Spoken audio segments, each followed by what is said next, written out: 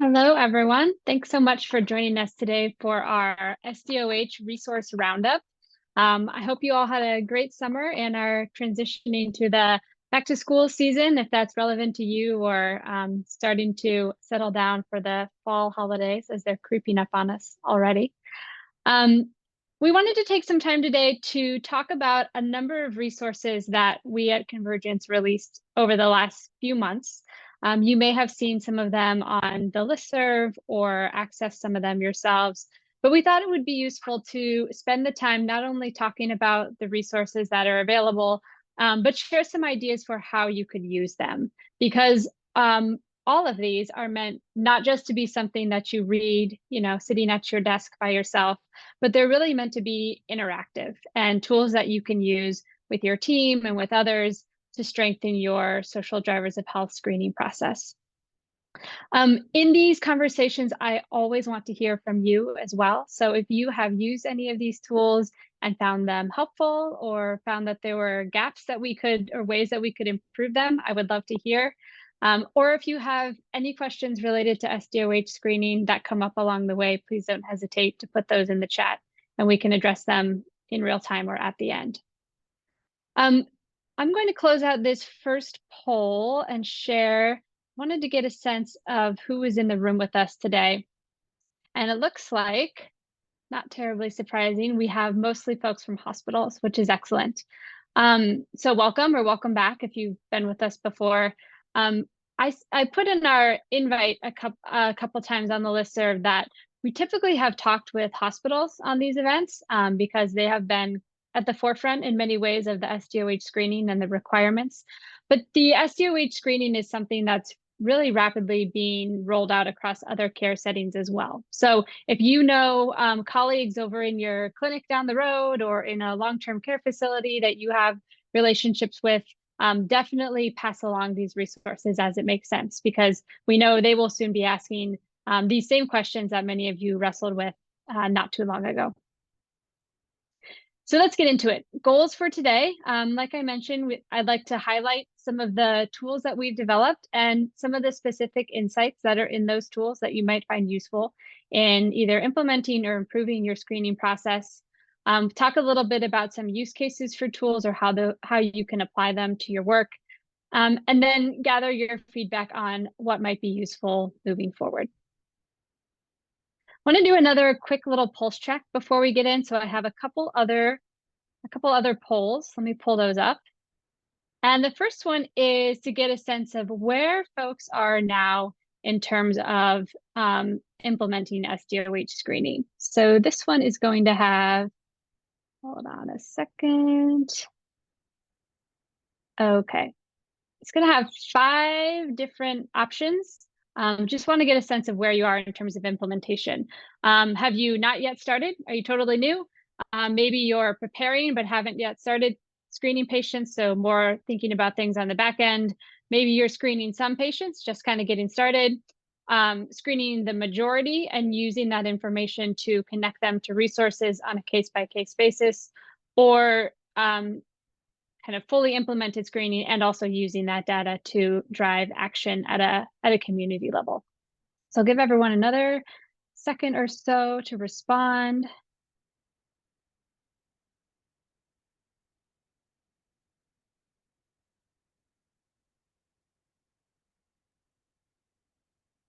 All right, so it looks like we have some diversity and experience. So a couple folks newer, welcome again. If you are just starting to think about this, we have tons of resources that we'll talk about today and elsewhere. So don't hesitate to reach out with questions. And then many of you are screening the majority of your patients and using that to meet their individual needs, which is excellent. So please chime in with your lessons learned during the conversation as well. One more pulse check question. I'm curious, have you used any of the Convergence SDOH screening tools? And if you look at these and say, I have no idea what these are, that's totally fine too. But curious if anyone has used any of these tools yet. And if you haven't tried any yet, there's an option for that at the bottom.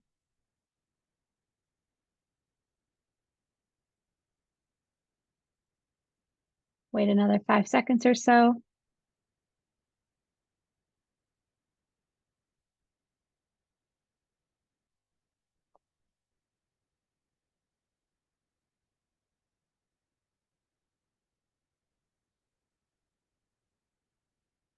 Okay.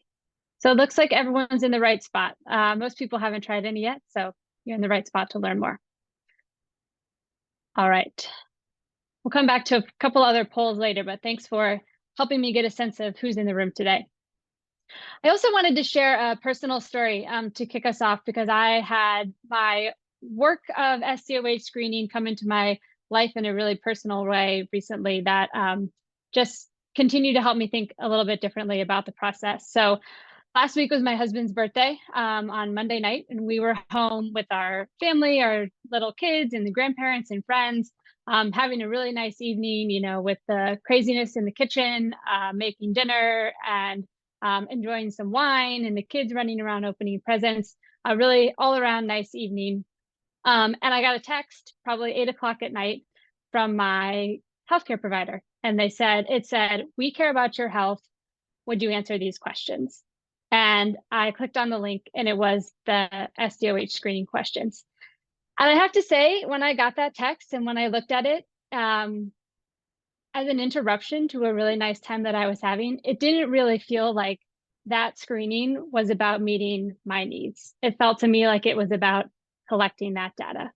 I know that text messages or reaching people in that way to get screening information can be a really great way to improve screening rates. But for me, it felt like I don't really want to answer these questions right now. I don't really want to think about the fact that I might have some of these challenges when I'm enjoying this personal moment. And so it reiterated for me the importance of anytime we think about asking the screening questions, or rather having a conversation about these needs that patients might have, we really have to think about how it's going to be received and how we can design that conversation so that the person asking the questions feels comfortable and supported, and so that the patient feels comfortable and supported and able to honestly and openly express the needs that they have and feel like they will be supported or connected to resources as applicable. So it's really all about trust. And that is a theme that you'll see throughout these resources that we'll share today. How can we continue to tweak our process and the strategies that we test and try, and get feedback from patients on how they're working, so that we can build that trust and establish ourselves as trustworthy organizations. And this is a quote from our partners at PFCC Partners, which I think really sums it up well. Often we think about SDOH screening first as data collection, right? Because we're thinking about how do we meet these CMS metrics? How do we increase our screening rate? How do we get more data? But it's not really data collection.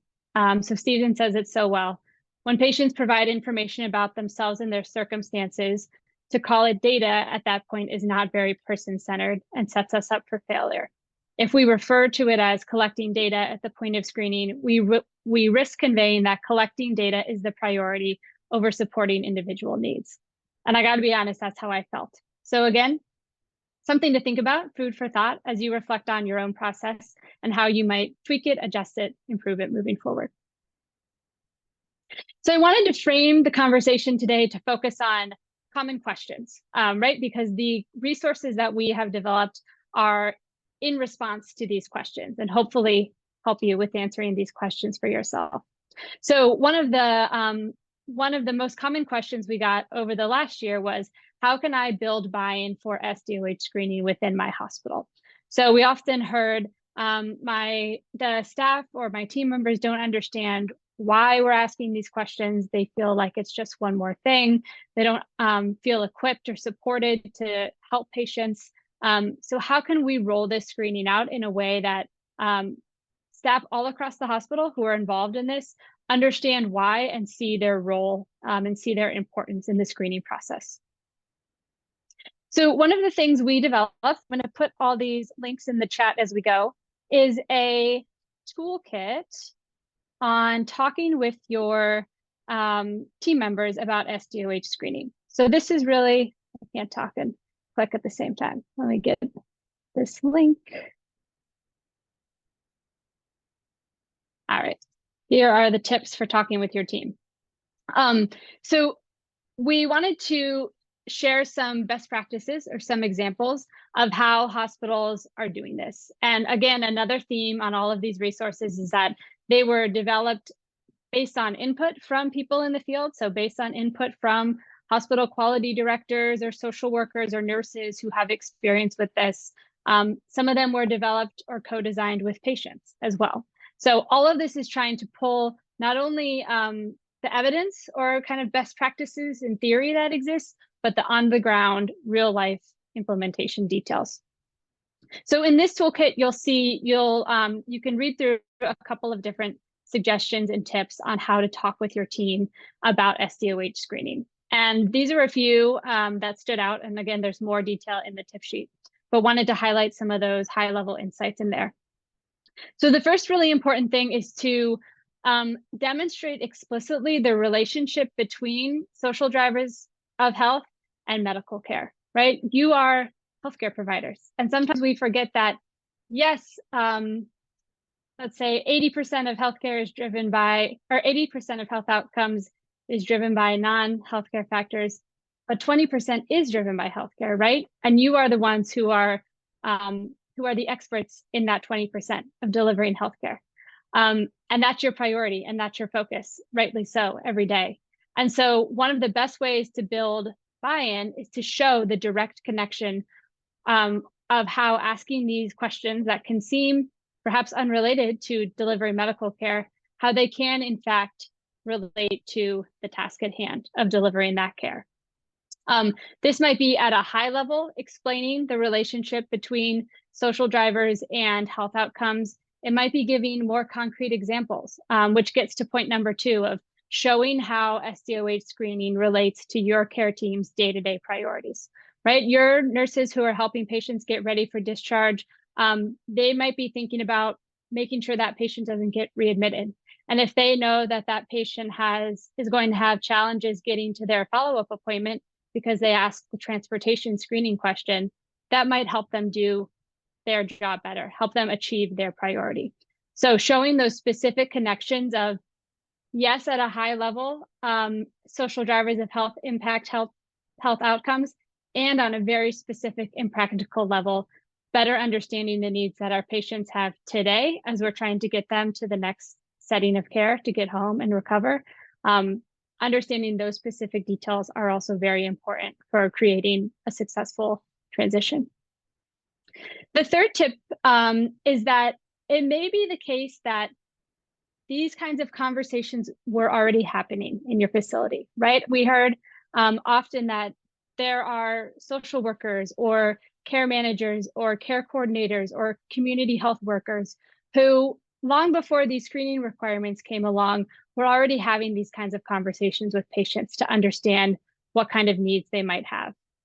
And now that a new requirement is layered on to ask questions in a certain way and document those details in a certain way, there can sometimes be a clash between work that was already happening and processes that already existed and were working well, and now this new way to try to fit what was already working well into a new format or process. And that clash can be frustrating if it felt like the good work was already happening and now we have to change our documentation just to meet these requirements.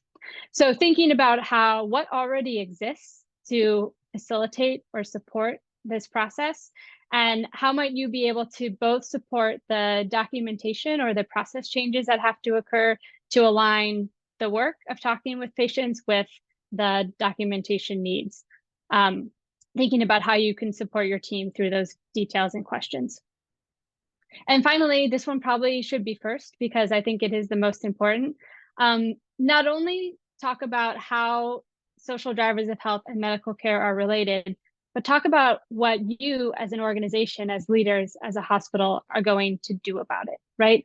Now that we have all this information at our fingertips, we might better understand certain pockets of need in the community or see that as an organization, we can do something differently or better. And being able to communicate that to your team will help them realize that they're not alone in solving these problems. It will help them understand that, yes, you know that they're doing hard work every day to help meet these needs for patients, and they can feel confident that the organization is also thinking about bigger impacts that they can make. All right.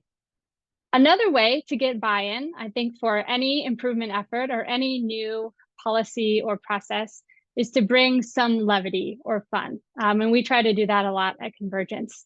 So one of the things we are trying out is an SDOH Mad Libs tool. And the Mad Libs tool, I'll drop that one in next, is a different way of getting at another common request we got, which was to have scripting or language that team members can use in trainings with their staff or in conversations with patients. And there are a lot of scripts that exist that we've shared on the listserv and such that can help you with starting the conversation, doing trainings and such. But what we continue to see is that a script can get you partway there, but especially SDOH screening is so customized to the facility and to the community. And so what we tried to do with the Mad Libs was create a script that was customizable for you. And the blanks are the pieces that you will fill in based on how your process is built.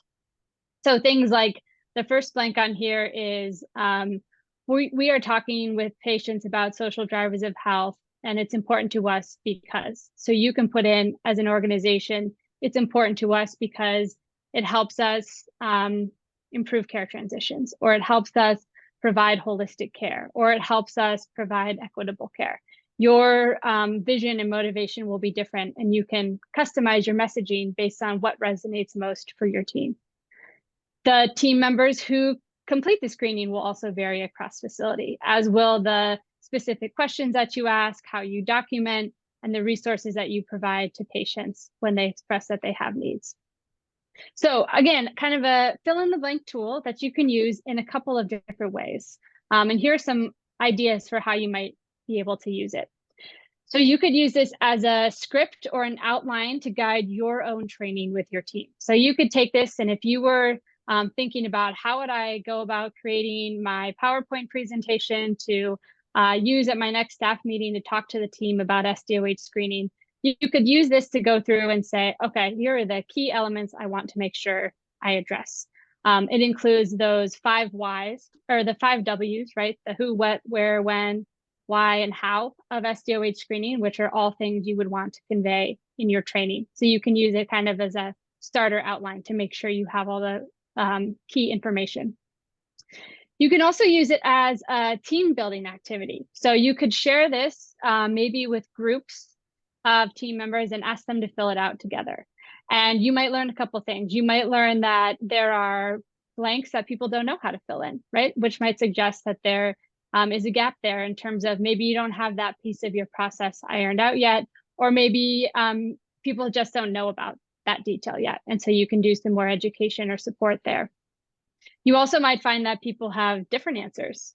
So again, opportunity to identify that perhaps a policy or process is in place, but it's not widely understood quite yet.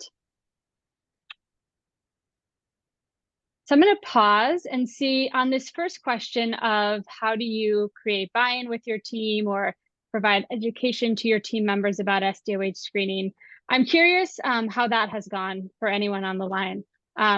So the first question I had is, what kinds of questions have your team members asked when talking about SDOH screening? Or what kind of questions are you getting from your team members?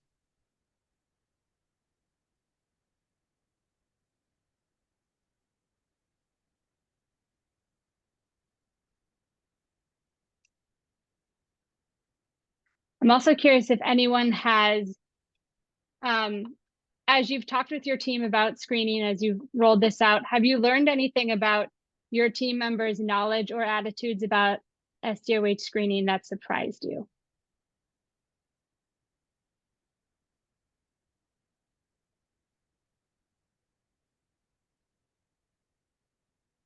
I will say, I was in Alabama a couple of weeks ago doing a presentation with rural hospitals across the state talking about SDOH screening. And I don't know if this, I don't think this surprised me, but it was very loud and clear, the theme that people care, right? They care about their patients and their circumstances. and it's still difficult to ask and respond to all of these different questions. And so that tension between people really do care and want to do the right thing, and it's very difficult for a number of reasons, and trying to figure out how, as leaders in our organizations, we can bridge that gap. All right, we'll keep going then to the next question. So the next question is how to explain the purpose of SDOH screening to patients, right? Often patients are, this is the first time somebody has asked them these questions in a healthcare setting. Well, maybe not anymore. Maybe they've been asked them many times, but not with a good explanation of why. And it might be the first time they've been asked these kinds of questions at all. And it can feel confusing or overwhelming or even invasive to have these questions asked without any context or understanding of how the information will be used. So we felt that it was really important to share some tips and best practices around how to explain the SDOH screening to patients by getting those tips directly from patients. So many of you probably know that we have worked with the Convergence Patient Family Partnership Council over the last many years as part of the Hospital Quality Improvement Contract Project, the HQIC. And I am so grateful for all of the input that they provided on this tip sheet and the great insights that they shared on really what it feels like to be asked these questions. And crucially, what hospitals can do differently to make the experience better for everyone and to get more actionable information that we can then use to support patients. So the number one theme, as I started with at the beginning, is reorienting our thinking away from SDOH screening as a data collection exercise. This is not about just checking boxes and collecting those details. It's really about having a caring conversation. The second tip is to work with your patients and family caregivers to design your screening program. Right? We talk about this a lot on webinars that we have, the power of partnering directly with patients and family caregivers to design your improvement work and your processes, because they are the ones who can tell you things like, it doesn't work to have these questions asked in the waiting room when I'm really anxious about simply seeing a provider to treat my acute medical condition. It feels not helpful to have these questions asked out of the blue. But if you can move that to after I've had my most pressing need met, then I feel more prepared to have that conversation and share the details that can be helpful to the care team in providing the best care possible. Patients can give you that perspective on what it feels like and how you can make the process smoother, again, for patients and for the people asking the questions and the care team. Some other kind of simple tips here, and there are more details in the tip sheet. Explain the goal, right? Explain why we're asking, how it's going to allow the care team to help the patient. Explain who will have access to the data, how it will be used. There's often concerns about privacy or whether some of this sensitive information might be shared with other entities who the patients might not want to disclose that information to. Consider the place and time, right? Are you asking in the waiting room? Are you asking when the patient is alone in a private room and had some time to kind of take stock of everything going on? Make it a conversation. And then I know this is the challenge, and it's the biggest challenge we hear from patients and from providers, but ideally find some way to follow up. Some way to follow up and acknowledge, and ideally be able to provide at least a resource or a verbal referral to a resource. This right now isn't always available in some regions, and I know especially in some rural areas, it can feel like the resources simply don't exist, or maybe in areas where there are resources, those resources are fully at capacity. And so this piece is challenging, but even just acknowledging, thank you for sharing this information. We're going to do the best we can to connect you to resources that exist or work together to adapt the plan that we have so we can adjust to your circumstances. Simply having that acknowledgement and conversation can really make a difference. I'm going to drop this tip sheet link in the chat, and then we'll go to the next. All right, that's the Talking with Patients tip sheet. Okay, here's a pop quiz to see who is listening. Does anybody know what the second city is? Come off mute or put it in the chat. I'll give you a clue. I'm from Chicago. It's a Chicago reference. No, Tracy? Anybody? Okay, does anybody know what improv is? No. Okay, so Chicago comedy, yes, thank you. I didn't know this before I moved to Chicago either. So one of the things Chicago is famous for, among many others, like various not so very healthy foods, is comedy, and specifically improv, which is a type of comedy show where the performers have characters and the audience throws out some kind of scenario, and the performers then in their character make it up along the way. They improvise the whole show. Doesn't sound like something I would ever want to do, but I hear it is quite funny, or I know it is quite funny. And Second City is one of the most famous theaters, I guess, if you will, for improv. So why am I talking about this in the middle of an SDOH screening webinar? Because one of the other resources we've developed is a kind of improv or role play exercise. And I've done this a couple times in-person events.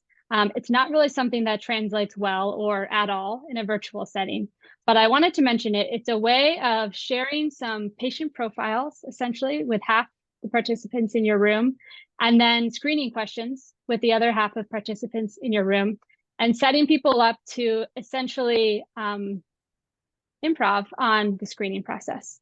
And we found that it's a really effective way to get people in the shoes of both the people asking the questions and the patients on the receiving side of the questions. And that it really changes the way that you think about setting up your screening process and how it really feels on both sides of that interaction.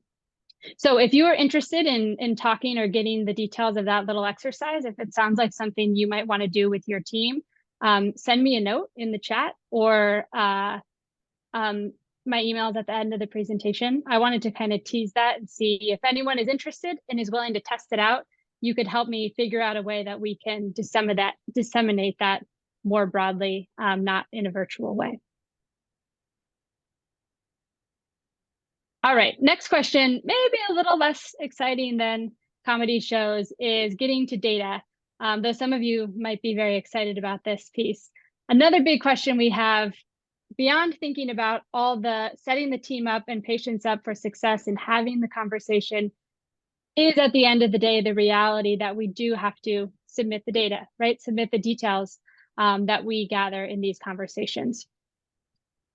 And what we've done to ease this process is put together a template, an Excel template, that puts all of the details of the measure specifications, the reporting deadlines, links to different FAQ documents, a link to the reporting website, all together in one document.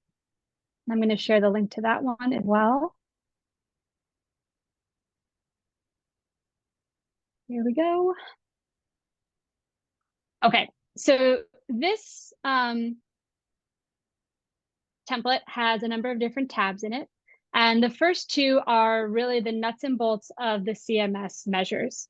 So as you're setting up your screening process and thinking about all of those important interpersonal details and how you make sure your team is prepared and your patients feel comfortable, and your team can get the data into the EHR in a way that makes sense, you also want to think about how you're going to be able to pull the correct details out of your EHR to make this reporting as smooth as possible.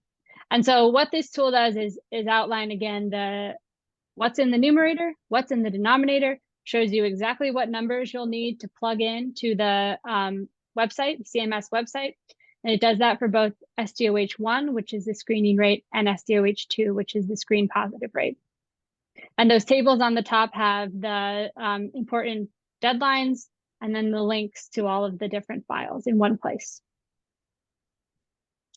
This tool also has the hospital commitment to health equity measure, which is a structural measure. We don't talk about this as much because we typically focus on the SDOH screening, but this is very related. In fact, the SDOH screening is kind of one component of this commitment to health equity structural measure. And when we talk about the CMS health equity measures, this is included as one of them. So we have the details for that metric in the template as well. So then the next question is, once I have the data, how can I actually analyze it and use it to drive some kind of change? And luckily, you can do that using the same tool if you just keep clicking to the right on the different tabs.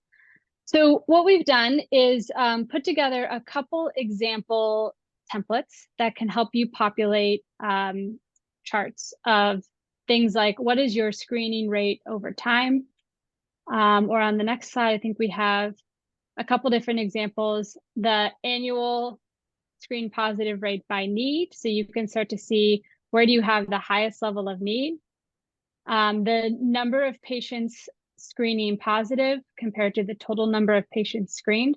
So we both have the number of patients, the number of individuals, as well as you can do this same chart with percentages. We thought that especially in, well, really in any area, but especially in rural areas, sometimes the percentages are kind of not as meaningful as saying the true numbers of people whose lives we could impact. So we have both number of patients and the percent. And then you can also do things like look at the number of patients or percent of patients screening positive each month by need. So this graph on the bottom, each of those lines is number of patients screening positive for one of the 5 different domains over the course of a year. And this is all made up data. But I would imagine if you plotted your own data, you might see some patterns, right? You might see that need goes up overall in some months. You might see that need is consistently higher in one area. You might see an unexpected spike in some type of need in a couple months. And all of those things could help you ask questions about what you might be able to do differently to provide support. All right. So those are a couple of different examples of the templates we've built in the tool, different ways of thinking about and mapping the data to use in your improvement efforts. There are probably endless configurations you could think of. And if there is something you want to look at and you would like us to build it, again, you can reach out and I would be happy to add something into the template that might be useful for folks. So I wanted to ask the group, when you think about analyzing and sharing your data, whether it's with your internal team or with your hospital leadership, or maybe with external community partners, what is the most useful way to look at the screening data? Or how have you looked at the data to date?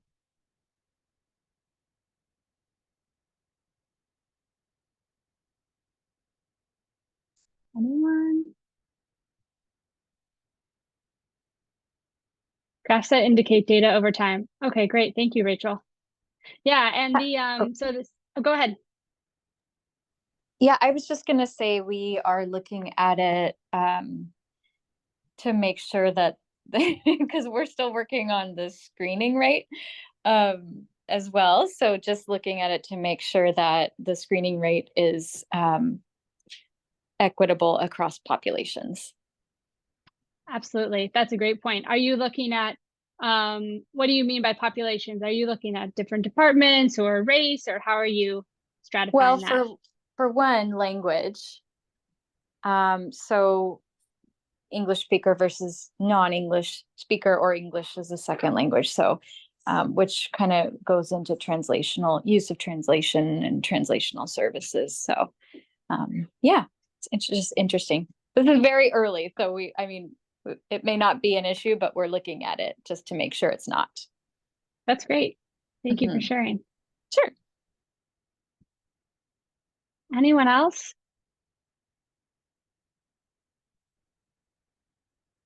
All right. So the This might not be the final question. Next question is, okay, you have your whole process designed, you have your screening policy and flowchart in place. You've rolled it out to your team, you have done your education and had conversations with folks, and you think that the screening is implemented.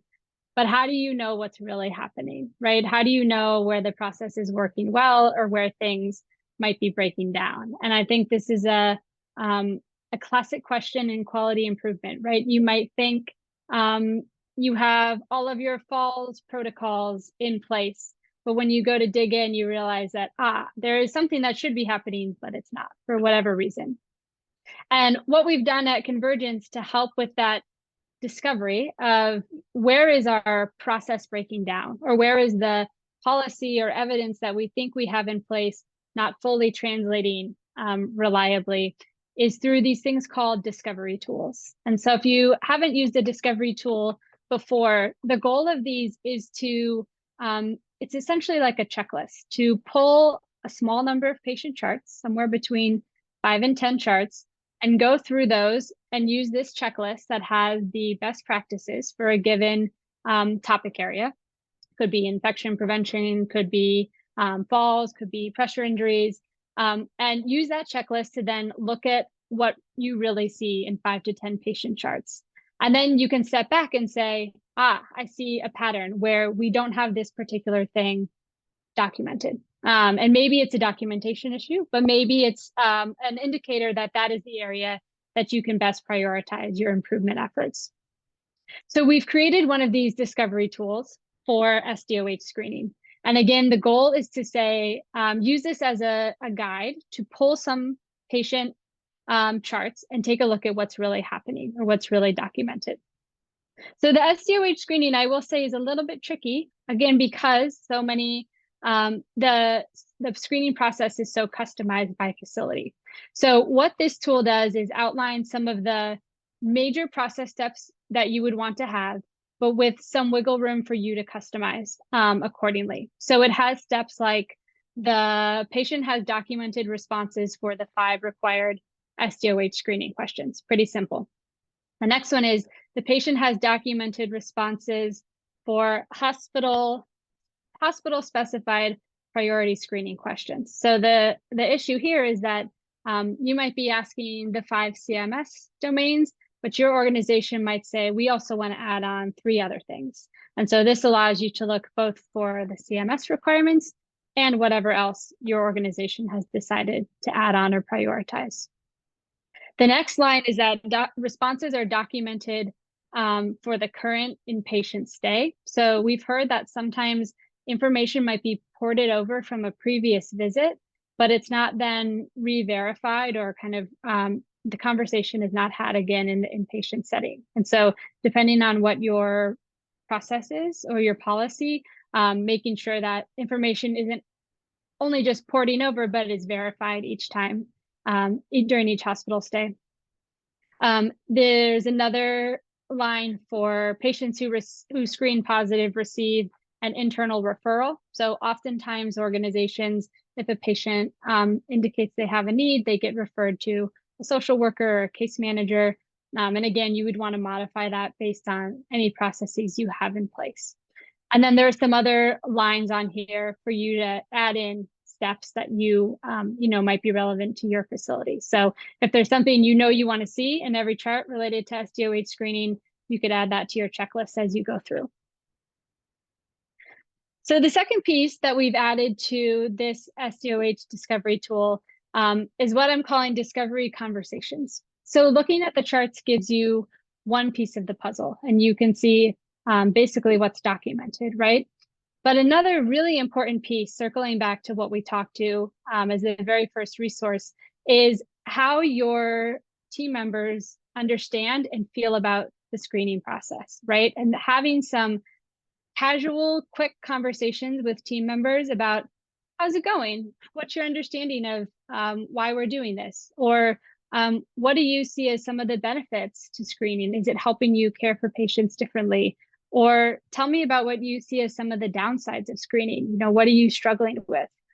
So what this Discovery Conversations prompt is a couple essentially interview questions or discussion prompts that you can use in conversations you're probably already having with team members. And if you can say, I'm going to talk with 3 to 5 team members and ask them a couple of these questions, have a quick conversation to get their, candid feedback about what they understand and what they're doing related to SDOH screening, I bet you'll learn a lot about what the challenges are and what they might need to feel more supported in doing that screening. And then the final piece in the discovery tool is a data check. So again, we talked about we have to do all of this work to set up these processes to make sure team members and patients are supported in having these conversations and getting connected to resources. And we have to make sure we're prepared to submit the information to CMS. And I have heard over and over again from facilities the importance of checking that the information can come out of the EHR in the way you want it to early in the process. Because if you wait until right before the information is due, you may realize that you have done all this work to gather this information from patients and get it in your EHR, but you can't get it out to report it. And so this data check is some questions that we have heard from other organizations, some kind of lessons learned. We've heard from folks that sometimes when they first pulled the data, it wasn't easy to see whether patients had opted out. There was no option to indicate that patients had opted out. So it looked like they hadn't been screened even though they had, and they just opted out. So simple tweaks like that you will learn from and can adjust the process early on. I'm going to drop this in the chat, and then we'll go to the final question. Yes, Rose, I'm grabbing this discovery tool link right now. Oh, and I can grab the link to the other discovery tools as well. Actually, Alex, if you're listening, if there's any chance you could drop the other discovery tool chat, the link, that would be great. Sorry, I should have had these handy. Okay. Here is the SDOH screening discovery tool, and I'll grab the other ones at the end. So the final question we get a lot from organizations is, what are others doing, right? What are other hospitals doing? What are other rural hospitals doing? What are other critical access hospitals doing for SDOH screening, who are probably struggling with many of the same things that you might be wrestling with? And we actually have a folder dedicated to this on our Box site, where we've collected and posted some example resources that hospitals have generously shared that you might find useful too. So right now, I think we have a couple different examples of patient education materials. And if you have things you would like to share as well, we would always be grateful to add them to that folder, because I think that's one of the ways that we learn best is from seeing how others are doing things. All right, so looking to the future, wanted to also get your feedback today on what might be useful moving forward. So at the beginning of this year, back in March, we had a webinar where we asked for feedback on what would be useful over the spring and summer. And the clear winner was this request for a workshop on developing educational resources and scripts. So hopefully some of the resources that we've talked about today kind of meet that need of helping with staff and patient education about SDOH screening. And we wanted to do this kind of gut check again, I guess, on what would be useful over the next couple seasons, fall and winter. What can we prioritize to best help you on your SDOH screening journey? So these are the poll questions, but I'm going to actually launch a real poll as well.